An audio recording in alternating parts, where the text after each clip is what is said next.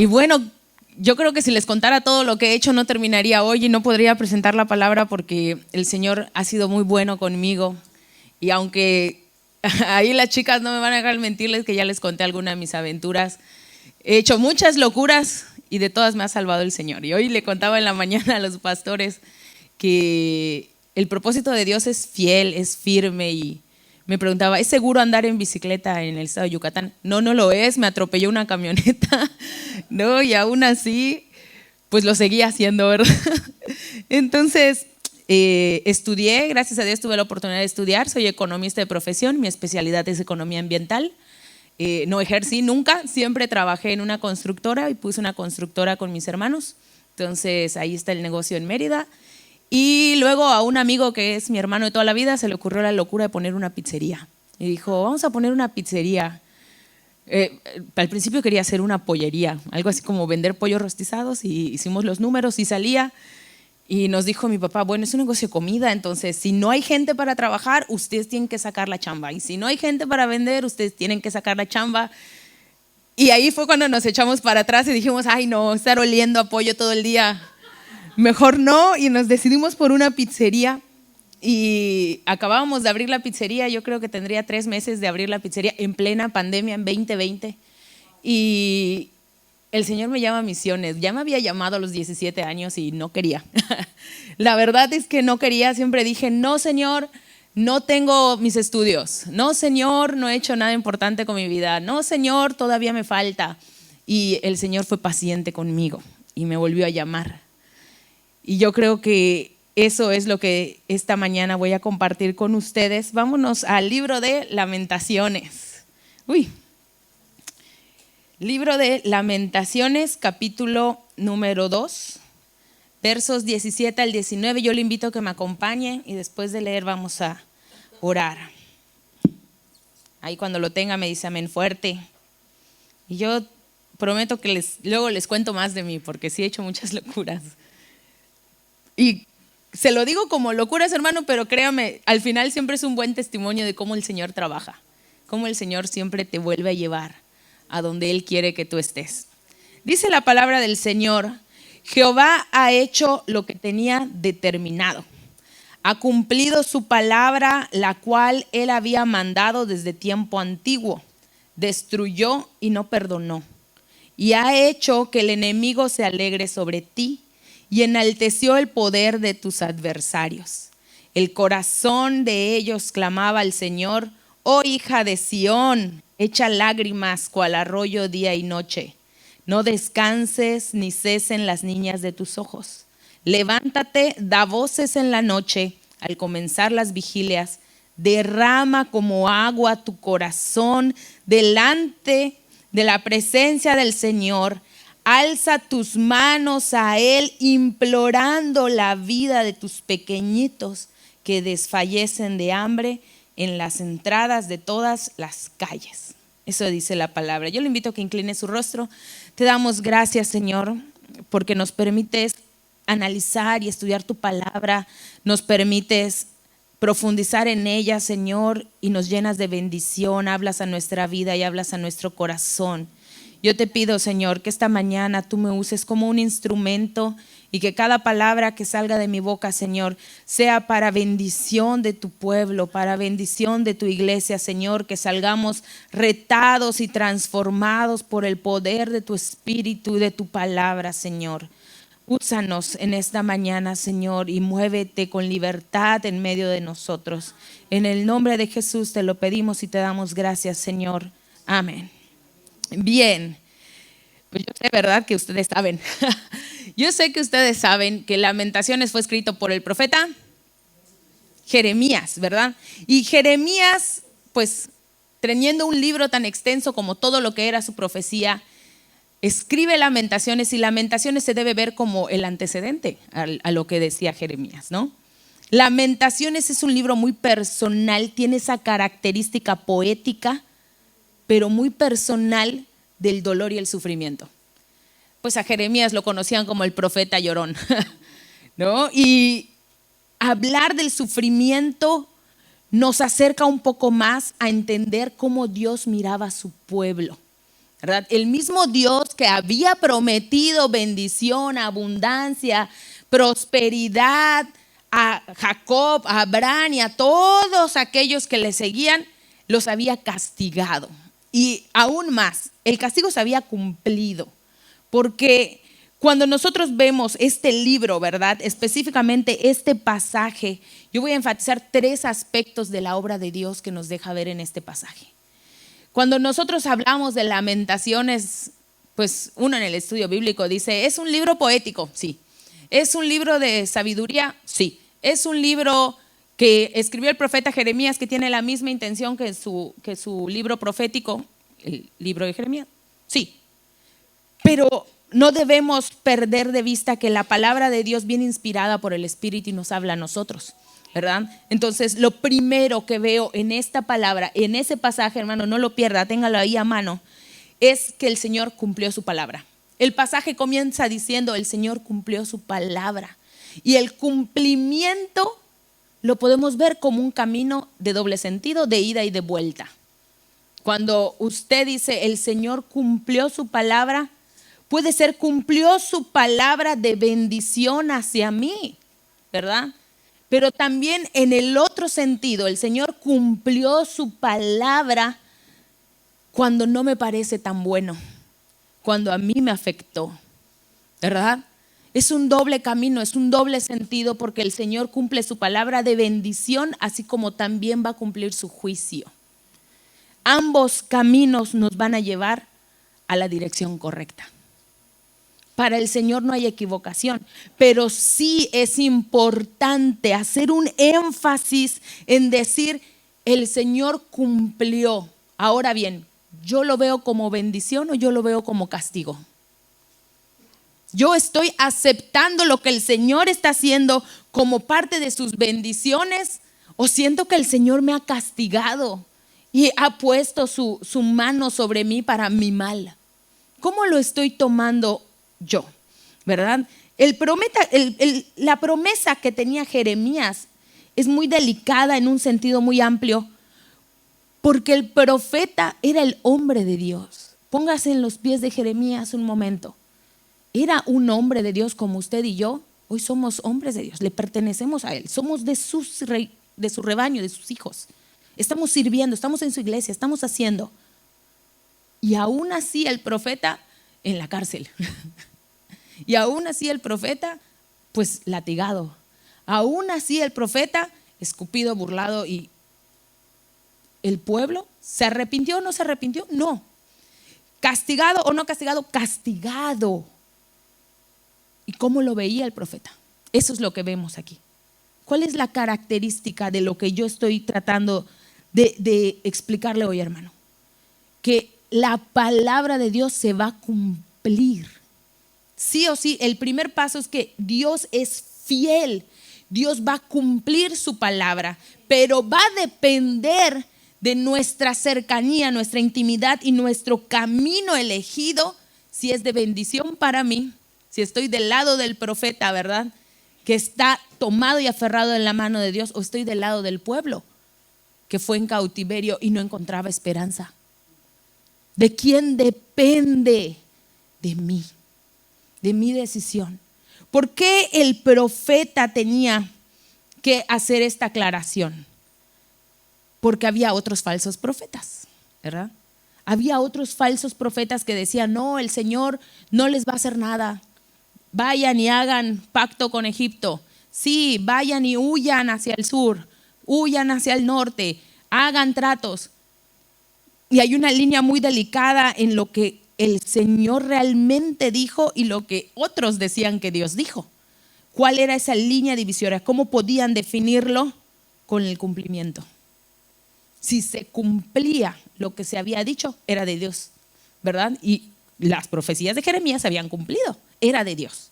Entonces, cuando nosotros tenemos conciencia, ¿verdad?, de que Dios va a cumplir, no podemos echarle la culpa a Dios de entonces lo que estamos viviendo. ¿Por qué? Porque entonces cuando Él cumple su palabra, no lo hace por castigar. La Biblia dice que Dios nos ama como a sus hijos, y el padre que ama realmente a sus hijos lo castiga, lo corrige.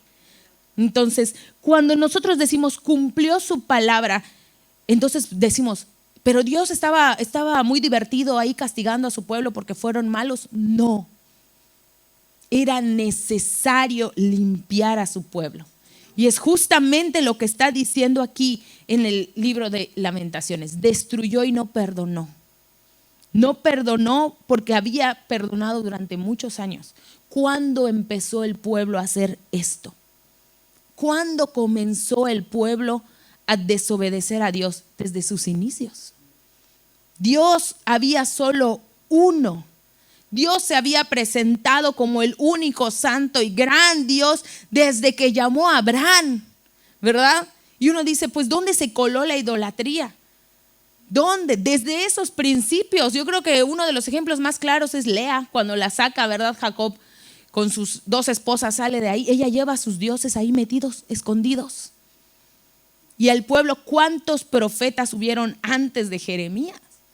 Isaías, Oseas, Amós y todos los profetas. ¿Cuántos años había esperado Dios y había sido bueno? Estuvo llamando al pueblo, estuvo llamando, esperando, corrigiendo, dando palabra, llevando profeta tras profeta, ¿verdad?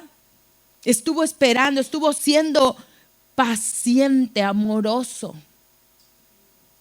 Pero cuando nosotros pensamos entonces, ¿verdad?, que les castigó, ¿cuánto tiempo esperó?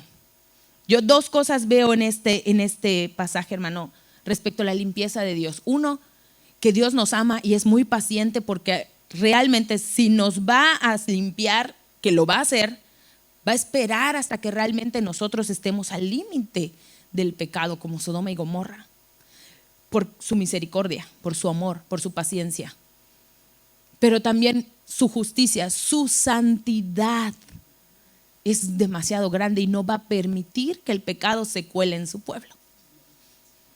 Porque por amor de su nombre, dice la palabra, y me gusta mucho esa frase, por amor de mi nombre yo limpiaré, yo redimiré, y ahí están las promesas.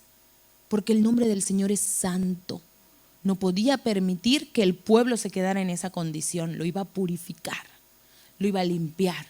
Entonces hoy decimos, ¿el Señor cumplió? Sí. ¿Cumplió solo por maldad? No. Tenía un propósito y ese propósito era limpiar a su pueblo, purificar a su pueblo, ¿verdad? Y un poquitito más, ¿verdad? De amor y de paciencia extendió de nuevo su misericordia. Vean el verso 18, como dice, el corazón de ellos clamaba al Señor. Y ahí está la clave de esta mañana, porque no le interesaba, creo que hasta el día de hoy a Dios no le interesa que quiten el ídolo y lo bajen, ¿verdad? ¿De qué le serviría al Señor que hoy dijéramos en todos Cádiz vamos a quitar todos los ídolos? Si no hay un cambio en el corazón. Porque el Señor no estaba buscando cambiar la externalidad. Ya no quiero un templo mejor que el que hizo Salomón. Quiero un templo con más oro. Quiero un templo. No, el Señor no buscaba eso porque eso externo al Señor le sobra. ¿Qué es lo que dice la palabra que el Señor busca? Un corazón. Él ve donde nuestros ojos no ven. Él mira donde nosotros no miramos. Él sí escucha los pensamientos que nosotros tenemos en lo profundo, en lo íntimo, en lo secreto. Y Él eso quiere cambiar. No, muchas veces decimos, es que se viste de tal manera, se peina de tal manera o canta muy feíto. Y si su corazón está adorando al Señor, nos ha llevado la ventaja. Esa es la realidad. Al Señor no le interesaba un pueblo que viviera en una mejor ciudad, que conquistara los dominios, ¿verdad?, de Babilonia. Pudo hacerlo, claro que sí. Pero a él le interesaba el corazón de ellos. Cambiar de raíz los pensamientos, las ideas de ellos, que le amaran realmente. Y hoy en día pensamos en eso y decimos, yo no voy a ser ese pueblo. Y justamente me ha pasado mucho, ¿verdad? Uno se refleja en la palabra y dice, yo, Señor, nunca te haría eso.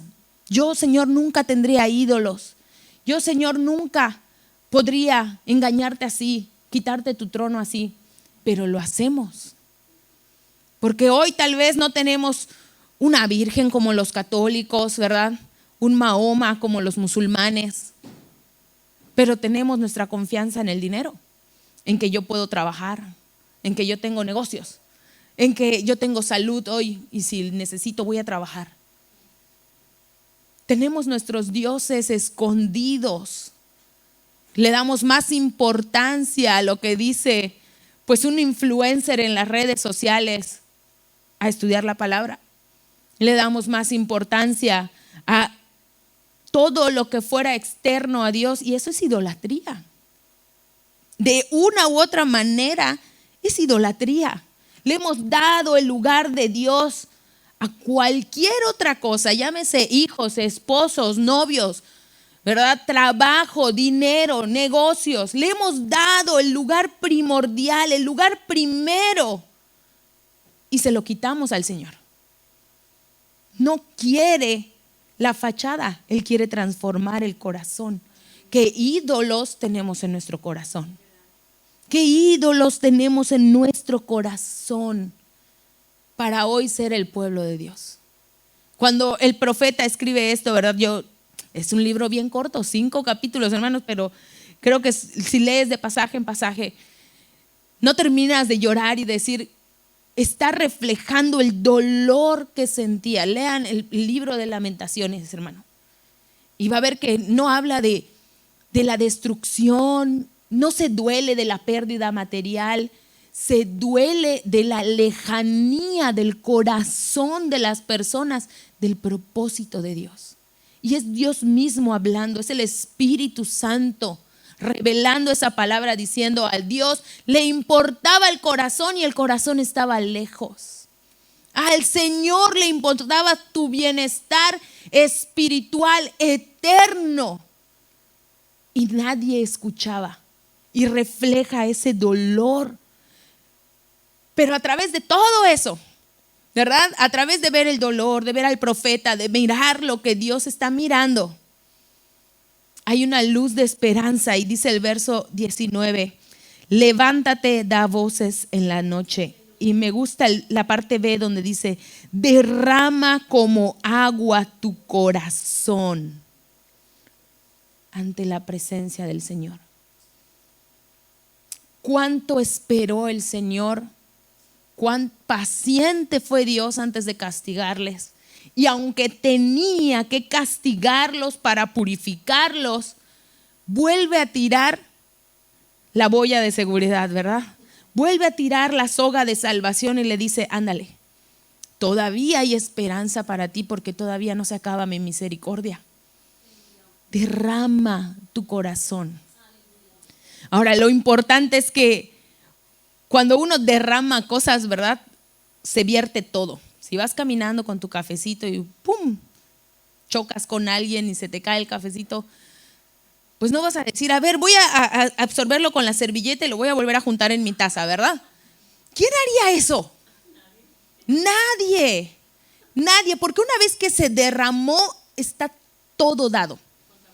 Está todo dado. Pero en este sentido, claro, yo lo que enfoco es que se perdió todo. Se derramó, no dijo, a ver, se te medio cayó una gotita. No, se derramó por completo. Y ese es el sentido que habla aquí, de darlo todo, de despojarse completamente, de soltar completamente lo que tú eres, lo que tú piensas que has logrado, lo que tú piensas que has obtenido ante Dios. Porque entonces ahí es donde batallamos, ¿verdad? Y me pongo en primer lugar porque el Señor te dice, oye, te estoy llamando a las misiones. Y tú dices, no, Señor, híjole. Y yo me acuerdo muy bien, hermano, si algo ha marcado mucho mi vida es que yo le dije, Señor, yo no soy la persona porque no he terminado mis estudios, ¿no? Porque yo no tengo la condición física. Y cuando lo digo, hermanos, me ven y luego dicen, no es cierto. Y luego ya con confianza les muestro fotos y todo. Pero yo le dije al Señor, yo no soy la persona porque un misionero debe tener la capacidad de poder hasta caminar 2 cuadras y pues no morir en el intento, ¿verdad? Y yo le decía, Señor, yo no soy esa persona. Hermano, yo estaba en la facultad de matemáticas, yo estaba estudiando para ser actuario. Llevaba 3 años, me faltaba un semestre para titularme. Creo que le iba a causar una embolia a mi papá o algo, porque cuando el Señor me llama y le digo, no soy yo, sucede una serie de eventos y descubren que tengo un quiste ovárico. No cualquier quiste, hermano. Aquí todos los que hayan tenido hijos saben que un bebé gordo nace de 3,800, 4 kilos. Pues mi quiste cuando me operan sale de 4,800. Una cosa así de quiste. Entonces, claro, ¿por qué no lo sabía? Porque era muy gorda. De verdad, con toda sinceridad le digo, yo entré a la cirugía pesando 110 kilos. Entonces nadie, cuando me ven me dicen, no te creo. Pues mi hermana y mi mamá tienen fotos así cargando el quiste, muy felices ellas, ¿no? Y yo decía, Señor, yo no soy. Y descubren el quiste un viernes, me operan un lunes y al viernes siguiente yo me cambio de carrera. Dejé de estudiar matemáticas a un semestre de titularme para pasarme a estudiar economía, ¿no? Y créame, hermano, no me arrepiento, fue algo muy bueno y de parte de Dios, pero fueron otros 4 años en la escuela. Fueron otros 4 años diciendo, Señor, yo no me he titulado, acuérdate. No tengo el título, y cuando lo cuelgue ahí en mi casa y estén todos felices, entonces podré pensar en servirte. Hasta le dije, y yo me acuerdo, hermanos, esta palabra me duele a mí en lo profundo de mi corazón, porque yo siento que quise chantajear a Dios y le dije, Señor, mira qué buena persona soy. Voy a estudiar el instituto bíblico mientras estudio mi carrera para que yo vaya adelantada un paso y así cuando salga, ya la adelanté, ¿no? Me sentí muy buena persona. Estudiando el instituto fue una locura, una matanza, hacer 2 cosas al mismo tiempo, ¿no? Pero salí y dije, no, Señor, no soy yo. Y todavía otra vez, no soy yo. ¿Verdad? Y cuando el Señor te llama y pasa lo de la mano, les digo que me atropelló una camioneta entrenando en la bici. Es muy curioso, porque justamente yo me sentí y armaba este sermón, hermanos, y yo dije, Señor, esta soy yo. Esta soy yo, porque cuando el pueblo de Israel se sintió más confiado de que tenía el dinero, de que tenía el poder, de que tenía, ¿verdad?, el reino, lo conquistan. Así es, cuando estaban más confiados lo conquistan. Y cuando yo dije, Señor, yo puedo, me olvidé 2 segundos de que era por gracia del Señor, dije, yo puedo clasificar un mundial de triatlón. Hermanos, a mi edad eso ya no se logra, ¿eh? De verdad es un milagro. Clasificar el mundial de triatlón. Una persona que no me conocía de nada llegó y dijo, yo no puedo pagar un mundial de triatlón, era en Suiza. Y llegó y dijo, yo te lo voy a pagar todo. No me conocía de nada. Y yo así como, todo, cuando digo, hermano, todo, entrenador, suplementos, todo lo de los geles de la bici, los mantenimientos de la bici, los pasajes del avión, el hotel, todo, el envío de la bici de México a Suiza. Y dije, qué buena soy, ¿no? Y de repente llegan los patrocinios, ¿no? La marca de ropa y así, qué buena soy. Y no, hermano, yo creo que no dormía pensando en esto. ¿Qué comer? ¿Cuándo comer? ¿Cuándo entrenar? Me levantaba a las 5 de la mañana, me acostaba a las 9 de la noche y no había momento que no estuviera planeado en el día para que fuera perfecto mi entrenamiento. Me sentía en el mejor momento. Estaba súper fuerte en la bici, estaba súper fuerte nadando y fue como 8 semanas antes del evento que me atropellan. Y me dice el entrenador, no hay forma. O sea, estabas en el mejor punto para llegar perfecto a la competencia y me ponen un yeso y me dicen 8 semanas con el yeso. Esa misma tarde me atropellaron a las 7 de la mañana. A las 5 de la tarde me llama un amigo y me dice, ¿sabes qué? Yo tengo un amigo que es especialista en mano, es ortopedista especialista en mano. Déjame ver tu radiografía. Se la mando. Me dice, te ve a las 9 de la noche.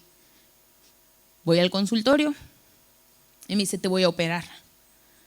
Y yo le dije, no, imposible, yo no puedo pagar esa operación porque te pedían 100,000 pesos, el equivalente aquí son 50,000 euros, ¿no? Y dije, de un día para otro yo no puedo conseguir ese dinero. Y me dice, no, alguien ya me dijo que lo va a pagar por ti.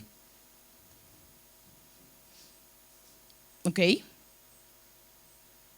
Hermano, yo lo que le quiero decir con esto es que cuando yo dije, estoy en el mejor momento, hice la dieta como pude, entrené todo lo que pude, Ni siquiera lo pagué yo, ¿verdad? El Señor me puso un freno de mano así. No eres tú. No es por lo que tú puedas hacer. No es por lo que tú puedas lograr. No es con quien tú quieras hablar y conseguir cosas. Es por la misericordia de Dios. Freno de mano, ¿no? Y justamente pensar que por la misericordia de Dios el pueblo, después de todo este caos, tenía una esperanza, ¿verdad? Después de todo el caos que yo armé para entrenar para ir al mundial, sí fui, hermanos, no les voy a dejar la historia a media, sí fui. Yo me acuerdo cruzar la meta del mundial, me fue mucho mejor de lo que esperaba porque todavía llegué con la muñequera puesta. Crucé la meta del mundial y me preguntan, ¿qué se siente ser la primera yucateca en estar en un mundial de triatlón? Nada. Ahí, hermano. Yo dije, pues va a ser súper emocionante, vamos a hacer una fiesta. No sentí nada. Fue como, estuvo bien bonito. Sí, estuvo súper bonito, nadar en el lago y todo, muy bien. Pero llegué a mi casa 15 días después y fue como, qué bueno, ¿no?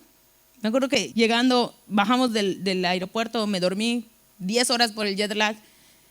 Corrí a la oficina de mi pastor y le dije, ¿qué pasa? Si me preguntan a mí, ¿qué te falta? Tengo el dinero, tengo el trabajo, ¿verdad? Tengo los negocios, tengo el deporte y soy muy buena, ¿no? Soy muy buena. Y no siento un gramo de felicidad en todo esto. No siento que sea la cosa más espectacular, no siento que sea algo que valga la pena. Se empezó a reír mi pastor en mi cara, nunca se me va a olvidar. Me dijo, es que no estás en el lugar correcto. ¿A qué te llamó el Señor? ¿A qué te llamó el Señor? No estás en el lugar correcto. Puedes seguir intentando y puedes seguir haciendo y vas a conseguir muchas más cosas porque Dios es bueno, pero no es a lo que te llamó el Señor. No vas a estar pleno y feliz hasta que estés donde el Señor te da. Y yo creo que es lo que vivía Jeremías, ¿no? Podía estar en la cárcel, podía estar puesto con el cepo, ¿verdad? Con el pie remojado en el lodo. Y él estaba pleno y feliz sabiendo que hizo la voluntad de Dios, pudiendo haber escapado, ¿no? Sabiendo que iba a ser destruido el pueblo. Él pudo escapar mucho antes, claro que sí. Pero él no lo hizo y se quedó. Y cuando vemos este pasaje, me gusta mucho, ¿verdad? Que se extenderá nuevamente su mano de misericordia a nosotros. Y dice justamente Lamentaciones capítulo 3 versículo 33, dice, porque el Señor no desecha para siempre, antes se aflige también se compadece según la multitud de sus misericordias, porque no aflige ni entristece voluntariamente a los hijos de los hombres. Hermano, si tú estás pasando por ese momento de todo me está saliendo mal, no es lo que yo esperaba, quiero hacer algo y no tengo ese ánimo, esas fuerzas, no me llegan los medios, el Señor no te está castigando, el Señor no no lo debemos ver como un castigo, lo debemos ver como un proceso. Nos está puliendo, nos está enseñando y nos está purificando porque no podemos entrar así como somos ante su presencia. No podemos admitir, ¿verdad?, que somos totalmente santos, limpios y buenos y merecemos estar aquí hoy. Eso no. Nuestra mente debe saber conscientemente que cada vez que estamos aquí es por su misericordia. Que cada segundo que pasamos es por su amor inagotable. Que cada misericordia que nos extiende para estar aquí en el altar, para tocar un instrumento, para hablarle a alguien en la calle, es por su misericordia. Pero nosotros, ¿verdad?, ahora con esta oportunidad, solo tenemos esas dos vías. Tomarlo como un castigo. Señor, tú me estás castigando y ya no quiero volver a saber nada de ti nunca más. O el otro camino. Señor, tú me estás limpiando. Hay algo todavía malo en mí. Admitir con humildad que necesito seguir siendo moldeado. Toma mi corazón y como decía Jeremías, ¿verdad?, derrámalo ante su presencia. Solo hay esos dos caminos, ¿verdad? Después de tanto estudio de la palabra, siempre llegamos a eso. que depende de nosotros, depende de lo que tú vayas a decidir hoy. Lo veo como un castigo y lo uso como un pretexto para cerrar mi corazón, o lo veo como una oportunidad de que me quiere transformar, de que quiere hacer algo conmigo, de que este proceso va a ser para toda mi vida y cada vez va a ser más profundo, cada vez va a ser más profundo, ¿verdad? Yo, si les contara, hermanos, de verdad, ahora sí que mi niñez en Yucatán no es como aquí tan bonito, pero si yo les contara todas las locuras que hacía mi papá, porque mi papá fue alcohólico mucho tiempo, y cuando conoce a mi mamá y se casan, entonces se vuelve al evangelio. Pero yo creo que fue tanto el impacto de lo que había hecho, ¿no? Yo lo entiendo ahora que soy grande, pero en el momento cuando eres chiquito no, y agarras un coraje muy grande contra tus padres, porque fue el impacto del evangelio tan grande que él decía, yo tengo que salvar a otros alcohólicos, ¿no? Yucatán es uno de los estados, el estado número 1 en alcoholismo y violencia familiar en México. Entonces, él decía, yo tengo que salvar a otros. Y pues él no había estudiado, mi papá solo estudió hasta tercero de primaria, apenas sabe leer muy bien, pero nos llevaba, hermanos, agarraba a las 3 de la mañana a mis hermanos y a mí, vámonos a la camioneta, y nos ponía a cargar cables y entre todos ahí cargando las bocinas y así, y nos llevaba a los pueblitos más recónditos. Salíamos a las 3 de la mañana de mi casa para llegar a las 11 de la mañana a algún pueblito, no había carreteras buenas en ese entonces. Armaba sus bocinas y él predicaba y cantaba, él hacía todo. Y ahí nos ven a las 3 de la tarde desarmando otra vez todo el show, subiéndolo a la camioneta y regresándonos a Mérida, porque al día siguiente había clases. Claro que sí, ¿no? O sea, íbamos de domingo para el lunes. Y era como, ahora yo lo entiendo y yo lo vivo y aprecio lo que él hizo por nosotros porque nos metió esa semilla. Pero en ese momento, ¿por qué nosotros no podemos quedarnos a jugar? ¿Por qué nosotros no podemos ir a la piscina con nuestros primos? ¿Por qué nosotros no podemos tener un domingo normal? ¿Por qué? Y agarras ahí el coraje, ¿verdad? Y le contaba a Abel, ¿no?, que mi papá se llama Ángel Solís y le gusta mucho cantar las cumbias porque en México es un ritmo que pega. Entonces mi pastor lo bautizó el ángel de la cumbia. Y claro, entonces ahora la camionetita que maneja para irse a los pueblos, que lo sigue haciendo, y como ya no nos puede llevar porque cada quien ya anda en su show, ¿verdad? Pues él con sus trabajadores tiene una empresa de electricidad, pues le paga el día a sus trabajadores y se van, cargan su equipo y todo y se van, ¿no? Y la camionetita atrás le ponen su mantita y dice el ángel de la cumbia. ¿No? Y ahora yo lo veo, hermano, y digo, se lo cuento con toda libertad, estamos en confianza, pero hubo un momento en el que yo odiaba hacer esas cosas. Odiaba tener que despertarme temprano para hacer esas cosas. Y veo el contraste. Porque yo odiaba que me levantaran temprano para ir a las campañas con mi papá. Pero para entrenar, 3:30 de la mañana sonaba mi alarma. De hecho, lo que sonó, hermanos, es mi reloj. Y son las 4:16 de la mañana en México. Porque a esa hora suena mi reloj para decir que yo ya tenía que estar saliendo de mi casa a entrenar. No lo he quitado, no lo he desconectado.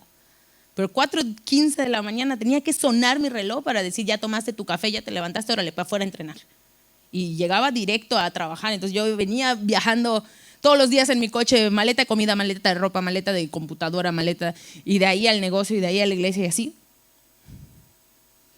Hasta que un día el Señor me puso un freno, me llamó y ¿sabe qué? Como dijo Jeremías, no me pude resistir. Porque entonces cuando le dije, bueno, sí, Señor, si eres tú y de verdad tú crees que yo puedo hacer esa obra, dale. Jamás en mi vida, hermanos, he sido tan feliz como sirviendo al Señor. Si ustedes me preguntan, ¿qué hiciste con tus negocios? Uno lo tiene mi hermano, es totalmente de él, ¿verdad? Y el otro lo tiene Eduardo, mi socio con el que puse la pizzería. Y pues de ese sí todavía soy socio. Y me dice, Abel, está buenísimo eso que tengas un negocio. No, yo ya estoy a 2 de Eduardo sabe, ¿no? Cuando yo regrese a México el próximo año, si Dios quiere, es para firmarle y que él se quede con el negocio porque no es mío. El Señor me lo permitió para poder llegar aquí, pero no es mío. Estoy totalmente segura, consciente que esto es a lo que me llamó el Señor. Y me hace tan feliz. Y mucha gente me ha preguntado, muchos amigos me han dicho, ¿por qué lo haces? O sea, teniendo un trabajo, ¿cómo le haces? O sea, ¿por qué? simplemente porque esto me llena. Y el contraste ahora, hermanos, es que cuando la palabra dice derrámate, tú lo que tú lograste, tú lo que tú creíste tener, derrámate por completo, no te quedes con nada, dáselo al Señor. Algo más va a llenar eso, y eso va a ser el Santo Espíritu de Dios en tu vida. Nada se va a comparar a eso. Y ahora sí que por experiencia les digo, hermanos, cuando el Espíritu Santo te llena, te impulsa, te abre las puertas, nada se compara a eso. Nada se compara a eso. Si es cierto, no les voy a mentir, el pastor no me va a dejar mentir, no es un camino de rosas, no todo es color brillante y de flores y lo más cómodo, no lo es, porque el Señor sigue trabajando con nosotros, nos sigue enseñando, nos sigue moldeando. Pero nada se compara a esa paz, a esa felicidad, a esa llenura del Espíritu, ¿verdad? Hoy la invitación es: derrámate ante el Señor. Suelta lo que tú has conseguido, lo que tú has tenido, lo que he tenido, obtenido, conseguido, trabajado toda mi vida. Derrámalo ante el Señor y deja que Él te llene con su presencia. Deja que Él sature. Deja que Él envuelva tu corazón. Permítele entrar. Suelta tus ídolos. ¿Qué ídolos tenemos? ¿Verdad? Yo siempre decía, si estoy en la iglesia, estoy trabajando, estoy cantando, estoy predicando, estoy enseñando, no tengo ídolos. No, hombre, pero pídanme que dejara un entrenamiento. Pídanme que no comiera, o sea, no salía ni a comer con mi familia porque tenía que seguir la dieta así tal cual, estrictamente. Tenía ídolos en mi corazón. Que no le llamábamos ídolos, bueno, es diferente, pero el Señor abrió mis ojos, ¿verdad? Deja que el Señor abra tus ojos. ¿Qué ídolos traes hoy y no le puedes soltar al Señor? ¿Qué ídolos quieres dejarle al Señor? Deja que Él te llene, ¿verdad? Yo les invito a que se pongan de pie y vamos a orar, vamos a pedirle al Señor esto en dos partes, ¿verdad? La primera es derramar al Señor lo que somos. Señor, yo creo que he logrado esto, yo creo que tengo, yo creo que soy. Mira mi carácter, mira mi temperamento, mira todo lo que he puesto en mi corazón, te lo entrego. Señor, gracias. Gracias, Señor. Espíritu Santo, gracias porque te mueves entre nosotros trabajando en nuestro corazón. Te entregamos, Señor. Te entregamos lo que somos, lo que tenemos.